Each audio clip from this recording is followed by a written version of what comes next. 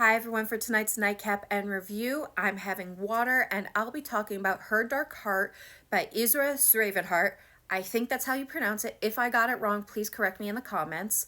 I will say the author did originally provide me an ebook version of this book, but I had already downloaded it on a Stuff Your Kindle day, so that's the version I read. But of course, I'm going to give my honest opinion.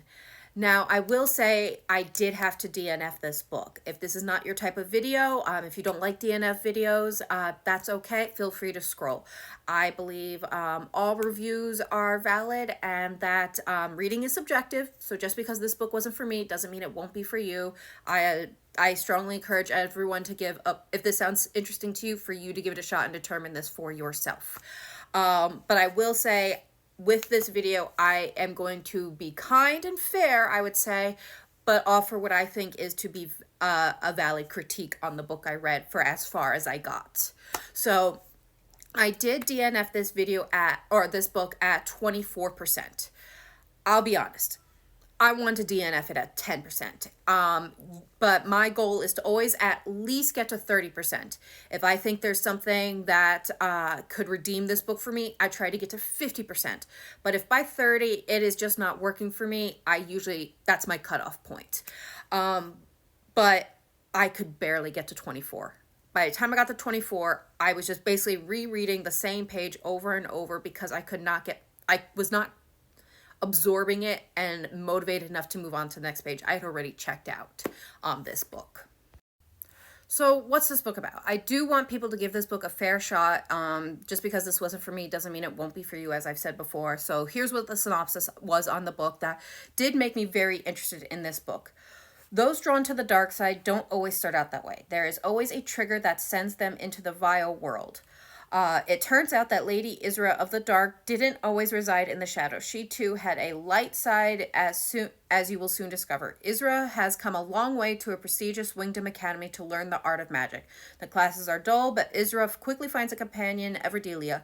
They click instantly, striking up a rapport. Isra finds Everdelia to be rebellious towards the craft, whereas Everdelia finds Isra too innocent, especially when it comes to romance.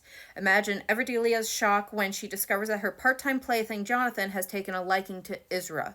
Isra is naive and experienced in love, but she has seen Jonathan as quite charming and instantly takes a shine to him. Little does Isra know that she, Everdelia, and Jonathan are in an intense love triangle, but she is sure to find out as Everdelia grows tired of Jonathan's insolence. Amidst all of this, the Lightbringer Samuel has learned of Isra's tragic plight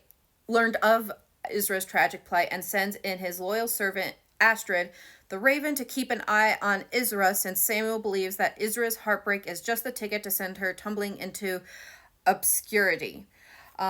Samuel also brings in another light being, James, to attempt to keep Isra on the light path. Astrid takes an instant dislike to James. However, James and Astrid's conflict quickly turns into a rivalry.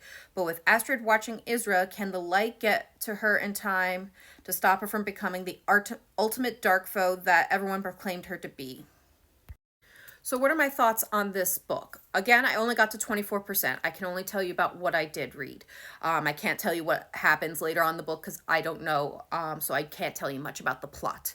But as the story that I did read was presented to me, I think this book could have gone through some more edits. There was a lot of run-on sentences. There was a lot of repetitiveness, especially when it came to descriptions. Every time Isra came on the page, she was described by her dazzling emerald eyes and chocolate brown hair, and that would sometimes happen 2 times on a page after page.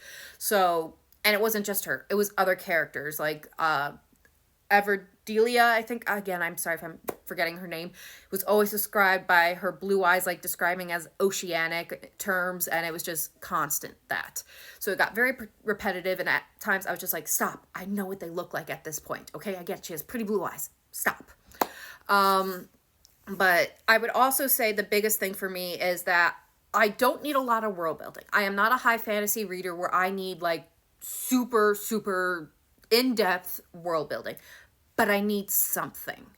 This book did not have a lot of world building for me, or at all, almost. I think that is because even though it says on the book that this is book 1, From what I read of the reviews, I don't read reviews until I am done with the book because I want to form my own opinion. But from what I saw in the reviews, chronologically, this is book 4 in a series. This is the prologue to that, and not like a true book 1 of a series. I think that's misleading to a reader, and it should have been presented as point 5 if it's a prologue. But even if it's a prologue, it needs world building. You can't assume that your readers have read the other books and are familiar enough with the world to start this prologue, especially when you don't have point 5 and you have 1 on it. So that led me to believe this is a start of a series, and I got nothing. I barely understand this world. So that's one of the bigger things with me. Another thing I didn't quite like about this book was the characters themselves. So that's a big one.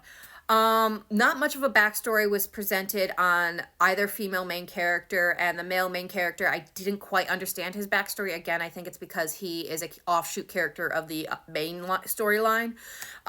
So there was nothing for me to grasp onto. This is why I like this character, or she has a tragic background, that's why I'm rooting for her, or something like that. There was none of that. And then reading as far as I did into the storyline and reading their interactions with one another, I did not like them. Another reviewer gave a very good description of it was very Mean Girl-esque. They would be kind to each other's faces, not just the girls, but the gentlemen as well. He'd be kind to one of the girls' faces, but the internal dialogue was very catty. I just didn't enjoy it. So there was nothing for me to grasp on to like these characters enough to know what happens to them or care enough that one becomes some supervillain. So it's for those reasons that I was not able to finish this book. But again, reading is subjective. Just because this book wasn't for me doesn't mean it's not for you. If this sounds like something you would like to try and you enjoy it, I'm happy for you. This was just not the book for me. So I hope everyone has a good night and happy readings.